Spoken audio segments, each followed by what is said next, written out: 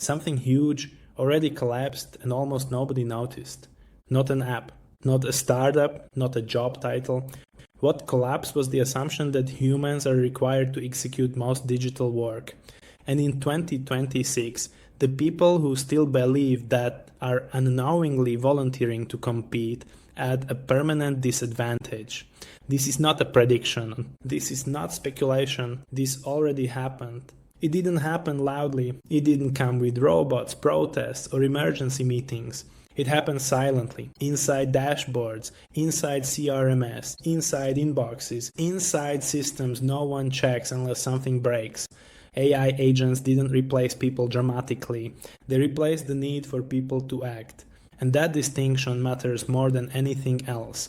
If you still think AI agents are tools, assistants, co-pilots, or advanced chatbots, you're already too late to the wrong conversation.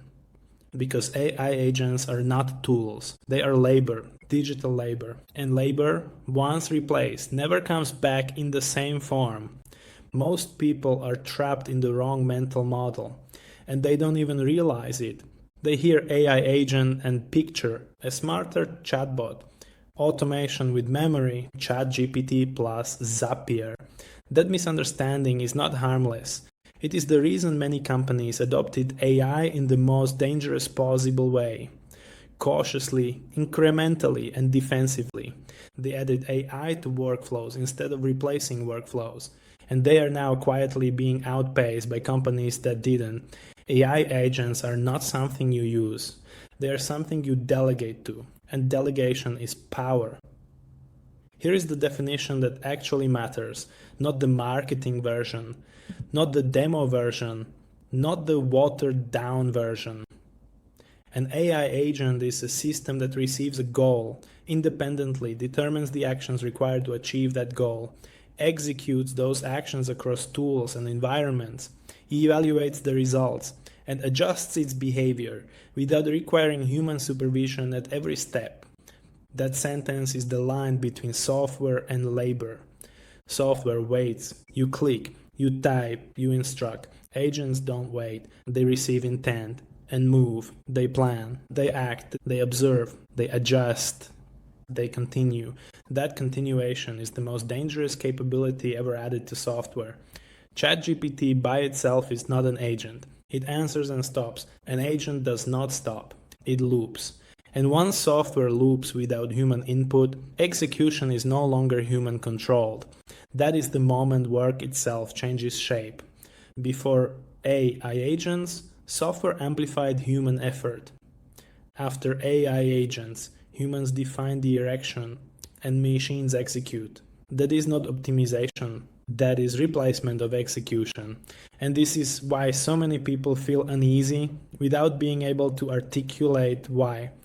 Nothing exploded, nothing visibly collapsed, but suddenly fewer people are needed. Suddenly, one person does the work of 10. Suddenly, teams shrink without layoffs. This was not accidental. This was delegation. The companies that understood this early did not ask, how can AI help our employees? They asked, which work should never require a human again? That question is lethal to traditional org charts. It removes layers, it removes coordination, it removes waiting, it removes meetings, it removes manual execution. Not because AI is brilliant, but because humans are expensive, slow, and inconsistent at digital tasks. Once work becomes fully digital, repetitive, and outcome measurable, assigning it to a human becomes irrational. And once one company accepts that reality, every competitor is forced to follow. To understand why this shift is irreversible, you need to understand what agents actually are, structurally, not technically. Every real AI agent in production today is built on 5 layers. The first layer is reasoning. This is the decision-making engine, usually a large language model, but the model itself is not the point. What matters is the ability to interpret context, form plans, reason through uncertainty, evaluate outcomes, self-correct.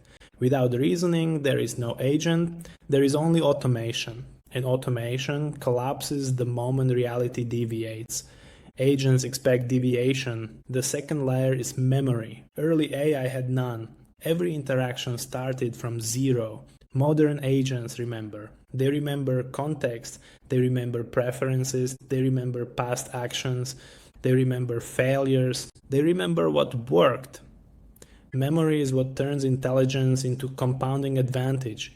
Without memory, AI repeats. With memory, AI improves. The third layer is tools. Tools are how agents interact with the real world. Emails, CRMs, spreadsheets, databases, browsers, calendars, payment processors, internal systems, a PIS. Without tools, an agent is trapped in text. With tools, it becomes operational. This is where AI stops being impressive and starts being economically disruptive. The fourth layer is constraints. This is the least discussed and most critical component.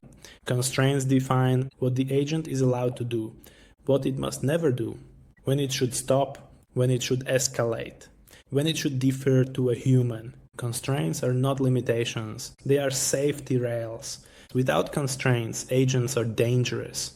With constraints, agents scale infinitely. The fifth layer is feedback. Every serious agent evaluates outcomes. Did this task succeed? Did the customer remain satisfied?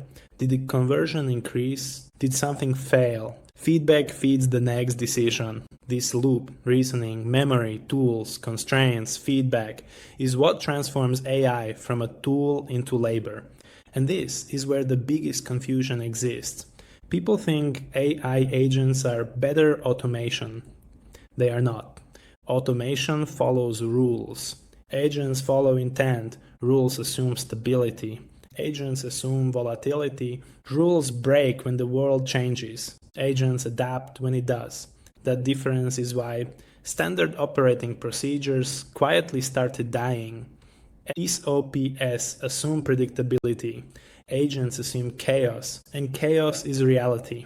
Look at sales. Old sales automation was sequences: if opened, send follow-up A, if clicked, send follow-up B, if ignored, wait 3 days.